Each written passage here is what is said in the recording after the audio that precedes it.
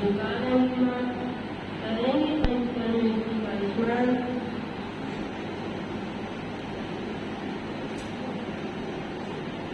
नमो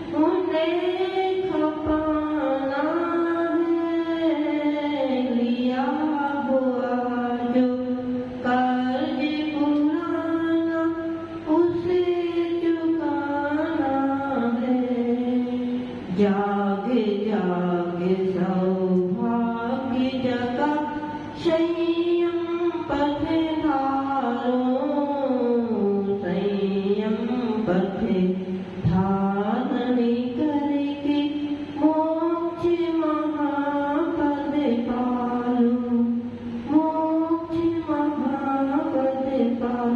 कुल 1023 श्री आदिनाथ भगवान की अंतिम शासन भगवान श्री महावीर स्वामी की गुरु रामवाले भगवान श्री आदि सागर महावीर की विमल सागर समाधि सागर विराट सागर विशुद्ध सागर महामुनि राज की हे धरती के देव दिगंबर तुम्हें नमन मेरा तेरे पद चिन्हों पे गुरु पर हो गमन मेरा चेतन मोला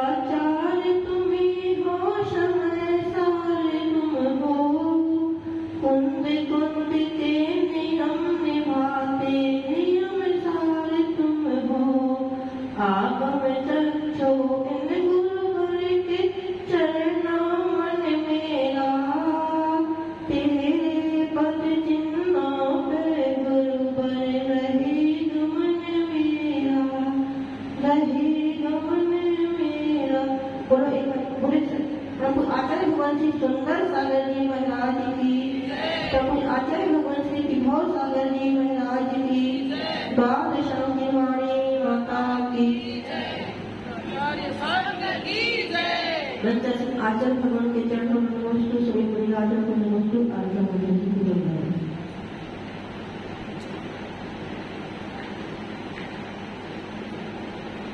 नदी की शोभा वेद से नहीं उसके पानी से होती है। नदी की शोभा वेद से है क्या? यदि नदी में वेद है और पानी नहीं है तो नदी नदी है। तो नदी की शोभा वेद से नहीं उसके पानी से होती है। वृक्ष की शोभा धूप से नहीं उसके पत्ते और फल फूल से होती है। यदि कोई फूल खड़ा हो तो क्या आप उसको वृक्ष कहोगे? वृक्ष तो कह देंगे लेकिन वह वृक्ष देखने में सुंदर नहीं। और सोने की शोभा खदान में है कि पहनने में है? तो सोने की शोभा खदान में नहीं धारण करने में है। यदि सोना खदान में है तो उसकी कीमत हमारे पास तो नहीं, खदान में कीमत होगी उसकी लेकिन हमारे पास उसकी कोई भी कीमत। ऐसे ही इस मनुष्य जन्म की शोभा शुभ भावों से है ना कि अशुभ भावों। यदि हमारे भाव अशुभ हैं तो इस मनुष्य जन्म की कोई भी शोभा नहीं है। भावना भव वर्धने और भावना भव नाशने। भावना कौन भाता है? जीव की पुद्गल पुद्गल नहीं पुद्गल। तो भावना जीव भाता है। तो भावना वह भावना भव को बढ़ाने वाली है, अर्थात हमारे संसार को अनंत करने वाली है। और वही भावना हमारे संसार को कैसी है?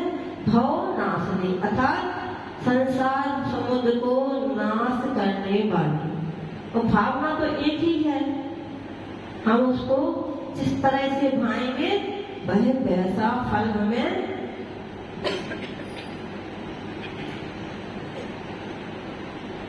भावना 12 होती है, 16 होती है, दया भावना होती है, सद्भाव, मतलब कितनी सारी भावना, लेकिन सभी भावना का सार एक ही है कि वह शुभ भाव से भाई जाए। यदि हम भावनाओं को अशुद्ध भावों से भाएंगे तो वह भावना हमारे लिए क्या करेगी? अनंत संसार को देगी।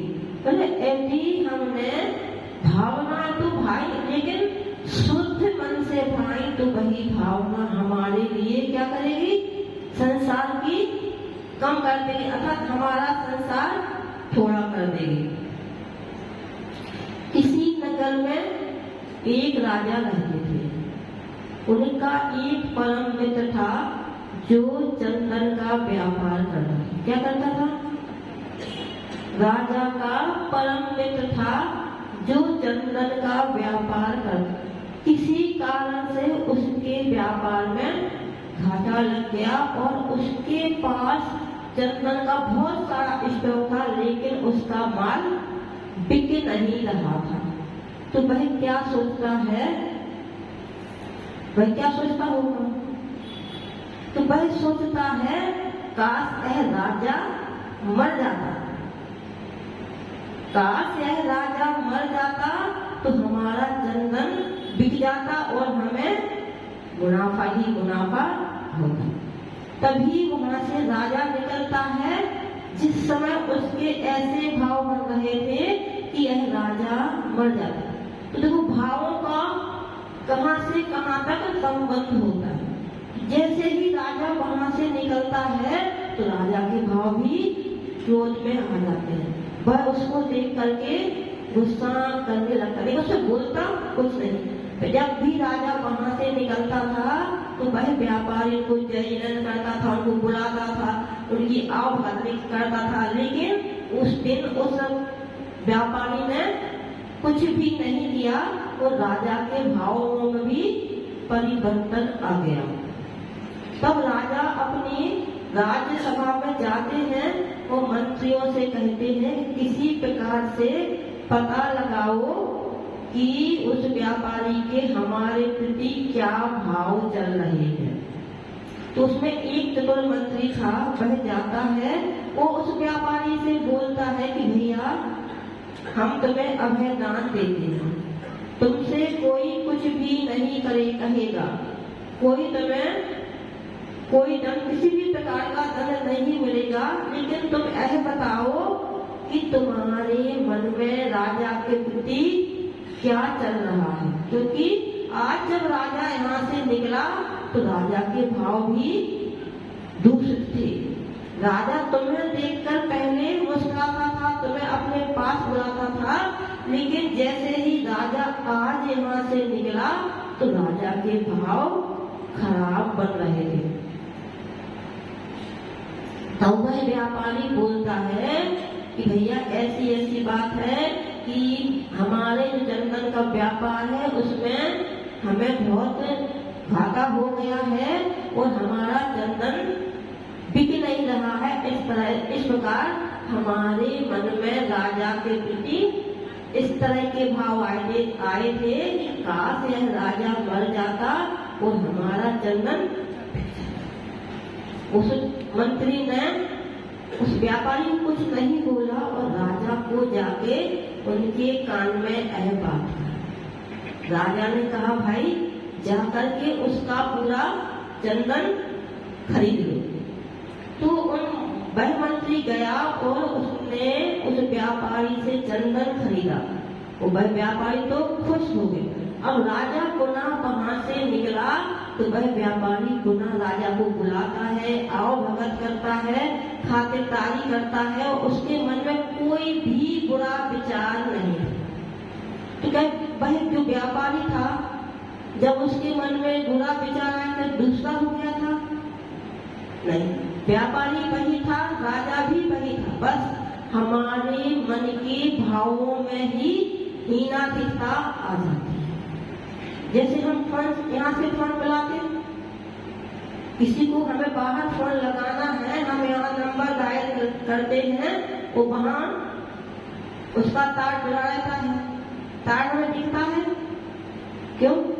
लेकिन यहाँ हमें तार नहीं दिखता है, लेकिन जैसे ही हमने किसी व्यक्ति का नंबर लगाया तो वहां उसी नंबर पे कौन किसी दूसरे के तो क्यों नहीं होता? ऐसे जिस प्रकार किसी दूसरे के नंबर पर कौन, ऐसे ही हमारे भावों के विचार, जो हमारे शुभ विचार हैं, वह जिसके प्रति हम गलत सोच रहे हैं उससे मिलते हैं, और जिसके प्रति हम अच्छा सोच रहे हैं उससे भी मिलते हैं। तो भावों का आदान प्रदान चलता रहता है। ऐसे ही क्या हम और आप में कोई अंतर है? हमारे भावों में और आपके भावों में कोई अंतर है? आप आचार्य भगवान को देख रहे, देखा है? आचार्य श्री को सबने देखा। तो आचार्य श्री ने 19 वर्ष की अवस्था में, कितनी? 19 वर्ष की अवस्था में क्या कर लिया था? संयम को धारण कर लिया। अभी यहाँ 70-80 साल के दादाजी भी विराजमान। यदि उनसे कहा जाए कि दादाजी या दादियां भी हैं, आप महीने में 20 दिन का, कितना? 20 दिन का ब्रह्मचारी व्रत ले लो, तो क्या कहेंगे? कैसे ले? चलता नहीं है। और क्या आचार्य के मन में कोई भाव नहीं थे? उनको भी संसार का सुख अच्छा नहीं लगता था, लेकिन मन में भाव थे कि यदि हम इस कीचड़ में फंस गए तो पुनः निकलना मुश्किल। यह मनुष्य जन्म हमें बहुत मुश्किल से मिला। मनुष्य तो बहुत सारे हैं, मनुष्य की कमी है क्या? 14 लाख कोटि मनुष्य हैं। कितने हैं?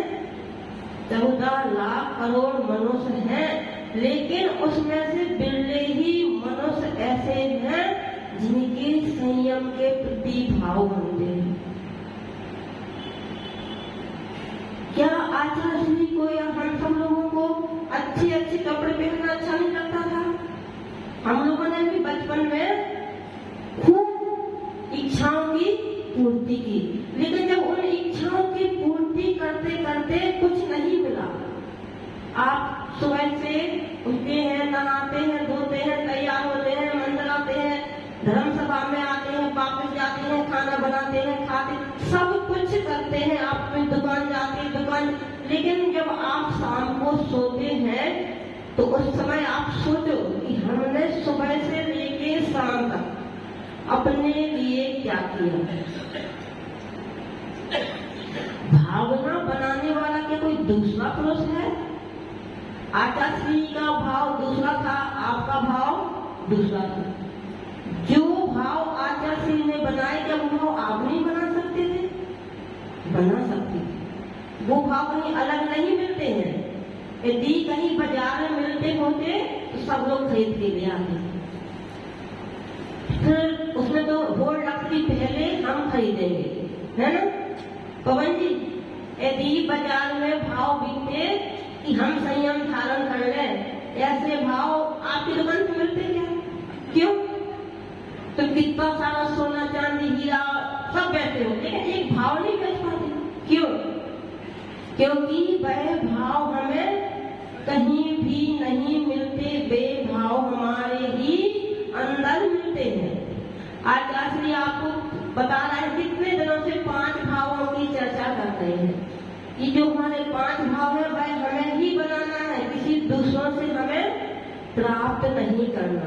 तो यदि हम भी ऐसे भाव बनाए कि हम अपने जीवन को एक कदम आगे बढ़ाएं, जरूरी नहीं है कि आप आज ही दीक्षा लें।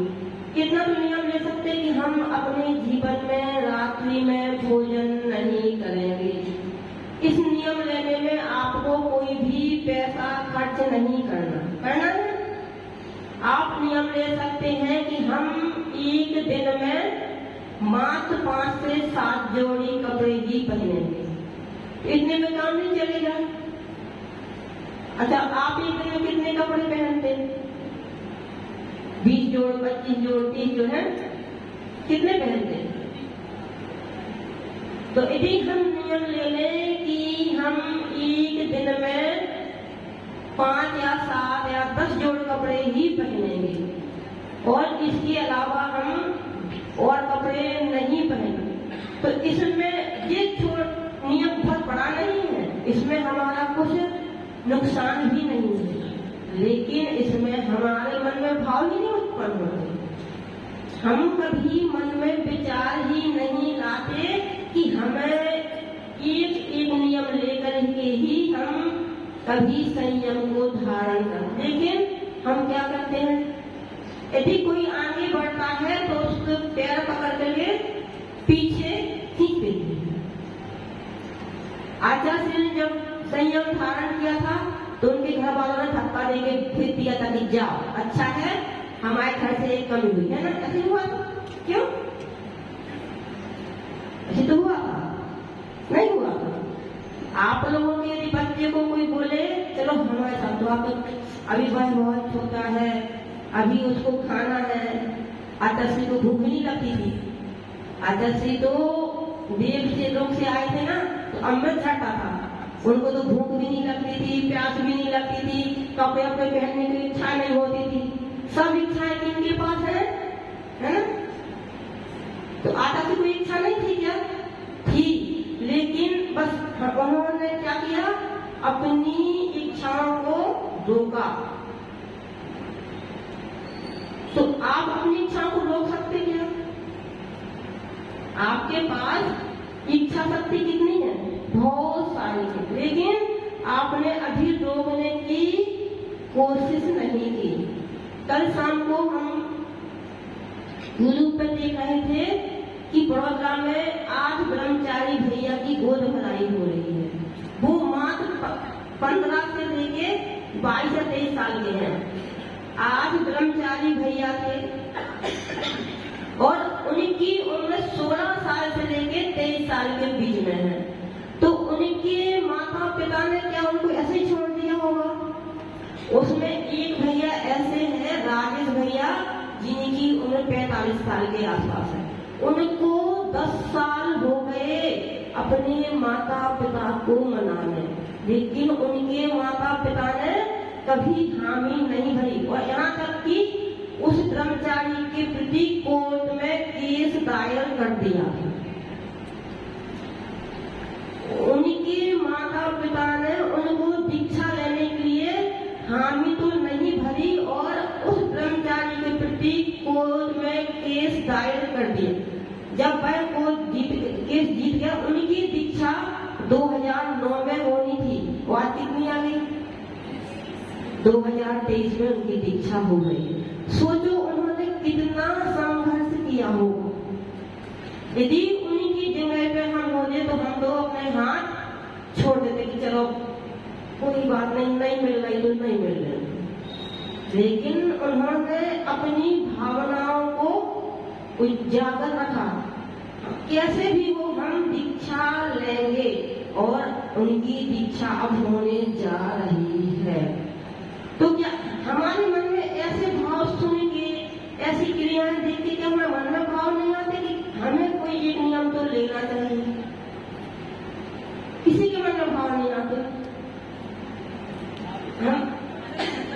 हम दीक्षा नहीं लो ना, कभी आप एक नियम तो ले सकते कि आज हम आज के आपके सामने संकल्प लेते हैं कि हम रात्रि में भोजन नहीं करेंगे।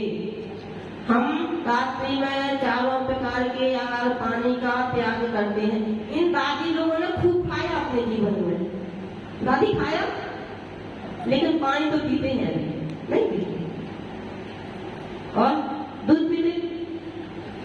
तो जिन्हें ऐसे मतलब जो 19 साल के बच्चे हैं, 16 साल के बच्चे हैं, 20 साल, उनको क्या भूख की इच्छा नहीं होगी? उनको जो अभी बाहर पढ़ के आए हैं, जिन्होंने अपने जीवन में बाजार का खाया है, क्या उनको इच्छा नहीं आएगी कभी? जिनको अब संयम में बंधना है, उनको अपने जीवन में अब मात्र एक बार ही भोजन मिलना है, वह भी जैसा आप दोगे।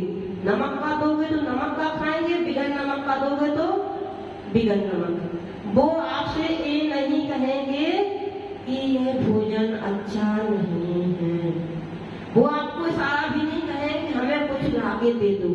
जो आप अंजलि सामने की है, जो आप देंगे वह बड़े प्यार से खाएं, क्योंकि आचार्य भगवान बोलते हैं तुम आहार करने जा रहे हो, भीख मांगने नहीं जा रहे हो। श्रावक तुम्हें दे रहा है, तुमसे कुछ ले नहीं रहा।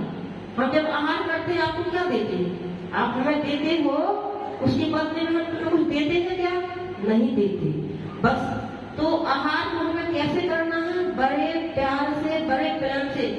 जो आप हमें दे रहे हो वह हमें खाना है। यदि उसमें हमने आपको चिल्ला दिया, डांट दिया, तो आपके भाव कैसे बनेंगे?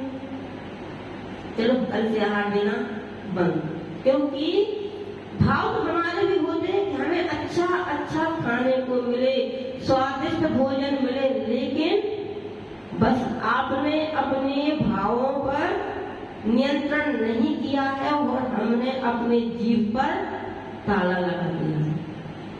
जितनी 2.5 इंच की जीभ आपकी है, तो 2.5 इंच की जीभ हम सबकी है, लेकिन हमारे जीभ पे हमने क्या किया है? कंट्रोल कर लिया है कि नहीं, जो मिलेगा वह क्या है? अमृत के तुल्य है। तो उन जो ब्रह्मचारी अभी दीक्षा लेने जा रहे हैं, तो उनने भी खूब ऐसो आराम किया। एक भैया तो छतरपुर के हैं, वो तो ऐसे परिवार के हैं कि यदि उसको आई तो उनकी मां को तुरंत तेल मालिश करती थी। हमने अपनी आंखों से देखा है, बिनी भैया को हमने अपनी आंखों से देखा है, यदि उनको छींक आती थी तो उनकी मां तुरंत उनके सामने खड़ी थी। और आज वो सीए बन चुके हैं। आप सब तो क्या करते हो? आचार्य जी हमारे बेटे को आशीर्वाद दे दो, ये सीए बनने जा रहा है। आप बनने के लिए आचार्य से आशीर्वाद मांगते हो, वह भैया सीए बन करके अपनी नौकरी को ऐसे छोड़ दिया है जैसे दूध में मक्खी गिर जाती। तो क्या करते? उस मक्खी को निकाल के जेब में रख देते हैं। दूध में जब मक्खी गिर जाती तो क्या करते आप लोग? उस मक्खी को निकालते हो, अपने जेब में रख देते, रखते हो। क्या करते हो भाई? तो निकाल के ऐसे ही उन्होंने उस नौकरी को निकाल के फेंक दिया कि हमें इस नौकरी में कोई भी सुख नहीं है। बस अंतर भावना का है। हम लोगों की भावना में यह आ चुका है कि संसार के भोग हमने भोग लिए हैं, इन भोगों में कोई भी सुख नहीं है, और आप वह भोग भोग रहे हो और उन भोगों में ही सुख मान रहे हो। बस अंतर इतना है। भाव हमारे भी हैं, भाव आपके भी हैं, लेकिन उन भावों में मात्र इतना ही अंतर है कि हम भावों को दबा चुके हैं और आप भावों को और ऊपर करें। काश हमें ऐसा मिलता तो हम ऐसा करते, काश हमें ऐसा मिलता तो हमारे भाव होते हैं, काश हमारे पास और समय होता तो हम और ज्यादा पढ़ाई करते, और ज्यादा अध्ययन करते। और आप भाव बनाते हो, काश हमारे पास समय और मिलता तो हम और ज्यादा मोबाइल पे बात करते, और ज्यादा हम टीवी देखते, है ना? बस भाव भाव में ही अंतर है। तो हम सभी ऐसे भाव बनाए कि हमारे भाव भी धीमे धीमे बढ़े और एक दिन ऐसे भाव बने कि हम इस नश्वर संसार को तो छोड़ करके इस मोक्ष के मार्ग पर आए और संयम को धारण करके मोक्ष को प्राप्त हो। परम पूज्य आचार्य भगवान श्री सुंदर सरस्वती जी महाराज